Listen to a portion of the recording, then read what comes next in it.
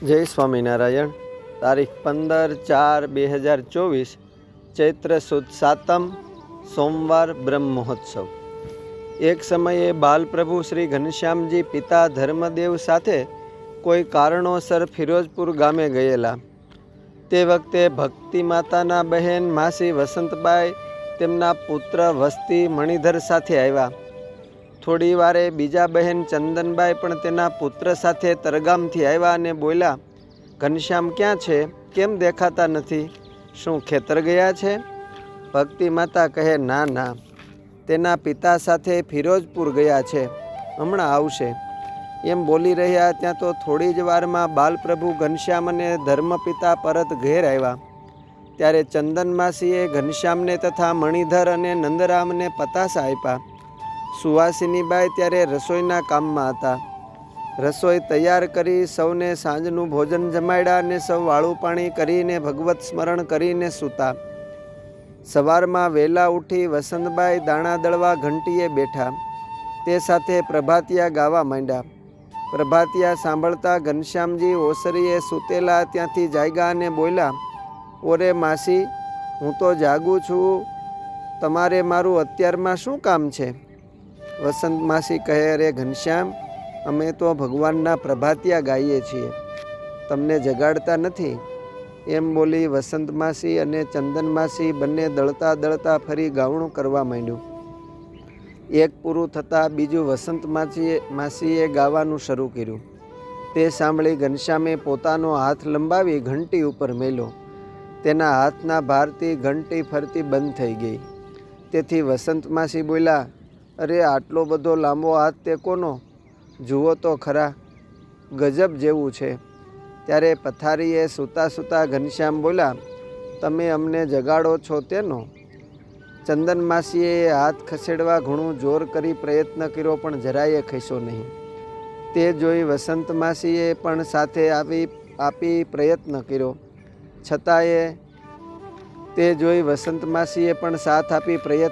છતાંય એ હાથ ન ખસતા।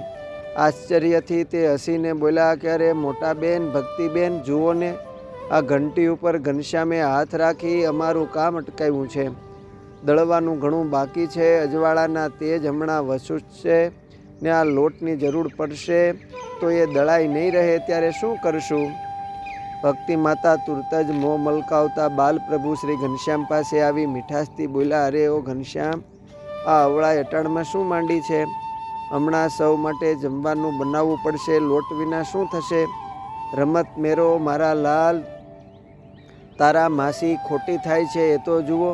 ત્યારે ઘનશ્યામે ઘંટી પરથી હાથ લઈ લેતા કહ્યું, માત, એ માસીઓએ તો અમને જગાડતા ગીત ગાયું ને એમાં અમારું નામ લીધું।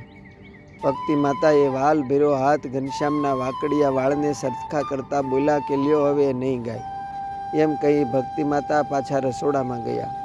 ઘનશ્યામ પણ મંદ મંદ હસતા કહે, તો પહેલેથી જ એ સમજ રાખી હોત તો અમારી નિંદર બગાડીને પાછા અમને પજવો છો ને પાછા અમારી ફરિયાદ કરો છો?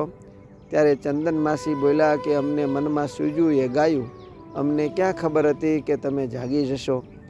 એ સુણીને ઘનશ્યામ બોલ્યા કે અમે તો તમને પ્રથમથી જ કહ્યું હતું કે અમને અત્યારમાં શીત જગાડો છો, પણ તમે એ સમજ્યા જ નહીં।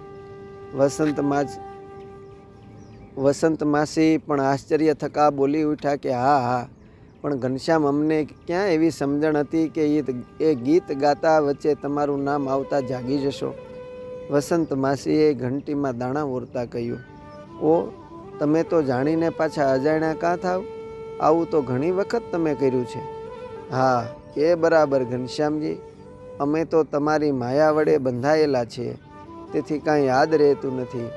આ જીવ તો ભૂલામણા ગોથા ખાઈને માયામાં રગડાય છે ને અમારી પ્રસંગોની સ્મૃતિ નાશ પામે છે તો શું કરીએ?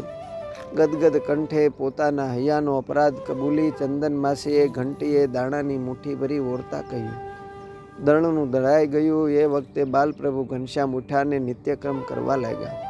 તે વખતે રસોઈ ઘરની બહાર નીકળતા સુવાસીની ભાભી ઘનશ્યામ પ્રત્યે વ્યંગ કરવા લાગ્યા, લ્યો હવે તમે ઘનશ્યામને ચીડવોમાં, તમે સૌનું કામ સંભાળો। એમ ભક્તિ માતાએ કહ્યું ને ઘરના સૌ ચૂપચાપ ઘરકામમાં વળગ્યા। અસ્તુ. જય સ્વામિનારાયણ. નારી રત્નોમાંથી